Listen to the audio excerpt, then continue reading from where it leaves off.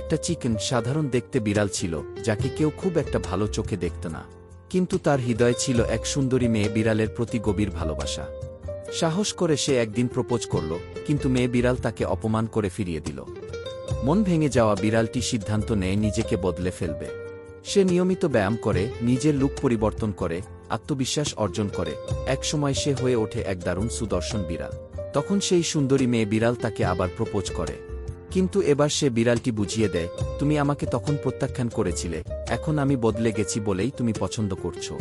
শেষে সে মেয়ে বিড়াল তার ভুল বুঝতে পারে, আর বিড়ালটি তাকে ক্ষমা করে। শুরু হয় তাদের সুখের নতুন অধ্যায়। একই বিড়ালটি জন্যে কেউ লাইক করে না।